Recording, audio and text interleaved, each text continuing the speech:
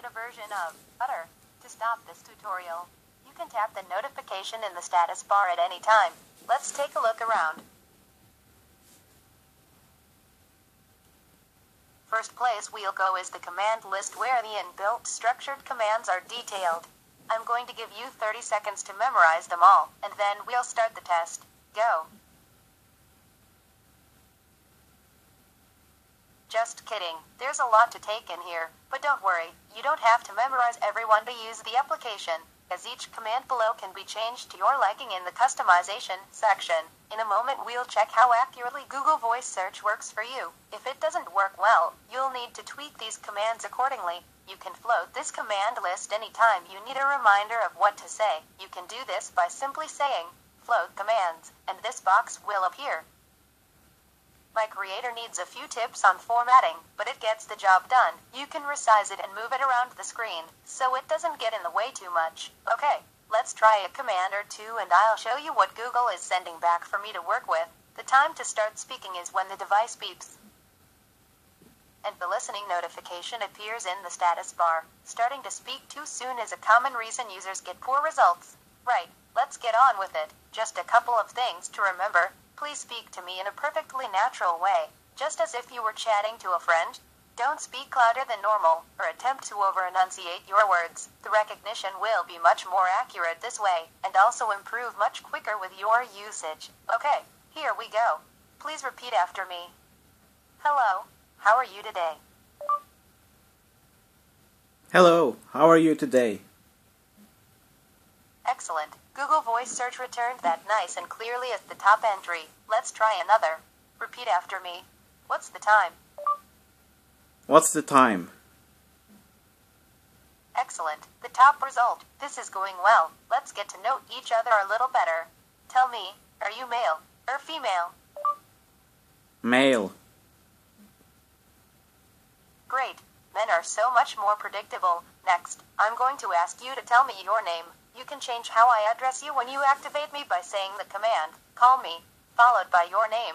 So, I would say, call me, Utter, after the vibrate. Try this command. Call me Andreas.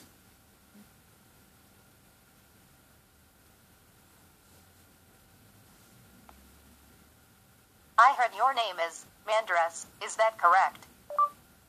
No. Oh dear, never mind. Let's try once more. If this doesn't work, you can type it for me to read. After the vibrate, please say the command, call me, followed by your name. Call me Ishmael.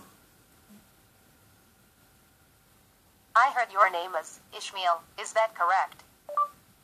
Sure. Sorry, could you say that again, please? Yes.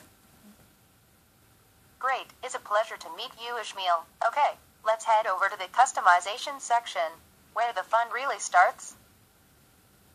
If you scroll up and down, you'll see all the fun you're about to have, tweaking the things I can do and say. You can create entire conversations and baffle your friends with exactly how much I appear to know about the most random of subjects. You can make me burp and fart, giggle, cough, and fart again. I'll make any sound effect you download and place on your external storage. Each of these menus has a help button you can press, and I'll explain how the features work and give you some examples to be getting on with. Right, let's go to the settings menu. There are plenty of tweaks here to be keeping you busy. From ways you can activate me, to setting your default applications that I'll use when executing your commands. The same as the customization section.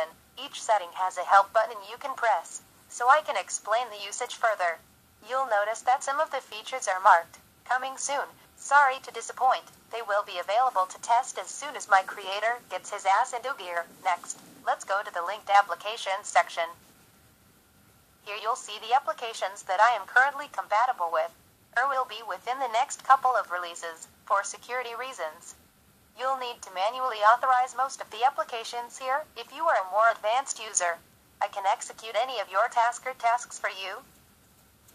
Details of how to use the Tasker plugin can be found in the user guide, which also contains a sample project, and the user guide has many sections, from basic usage to sound effects, translation, and the most common solutions to bugs. Please do take the time to read the links if you are having a problem.